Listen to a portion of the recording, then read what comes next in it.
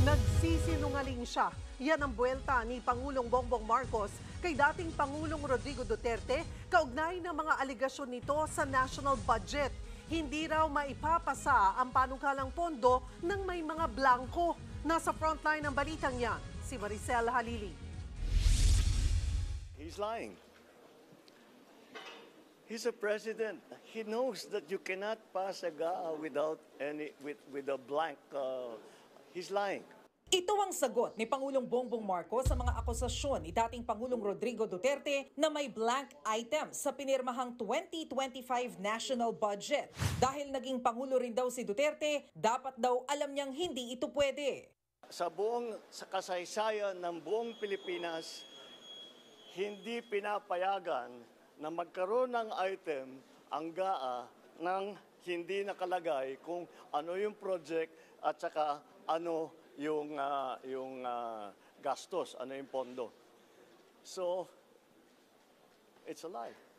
Sabi pa ng Pangulo, makikita naman sa website ng Department of Budget and Management ang kopya ng General Appropriations Act, kaya pwede itong suriin ng publiko kung totoo ang akusasyon ni na Duterte.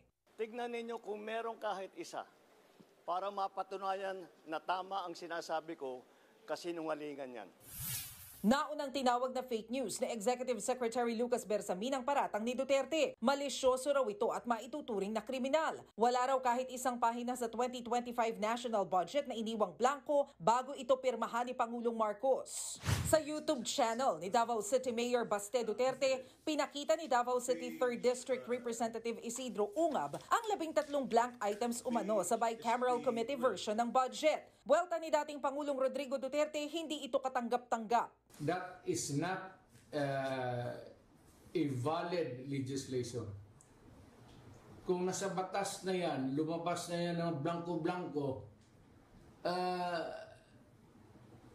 either it could be filled up before or after sa Congress.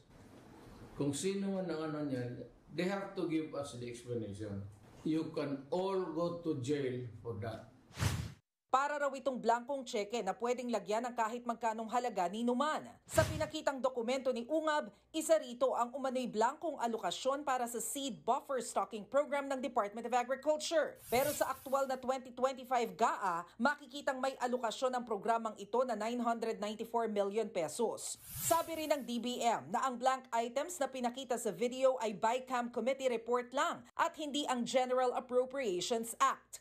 Mahalaga raw matandaan na sa ilalim ng 1987 Constitution, General Appropriations Bill ang sinusumite sa Pangulo para pirmahan at hindi ang BICAM report. Depensa naman ni dating Chief Presidential Legal Counsel Salvador Panelo, ang pahayag ni Duterte ay base lamang sa natuklasan ni Ungab na ang GAB na nilagdaan ni Pangulong Marcos ay pareho. Legal na opinion lang daw ito ni Duterte sakaling totoo man ang akusasyon ni Ungab na may irregularidad sa General Appropriations Act. Nagbabalita mula sa Frontline, Maricel Halili, News 5.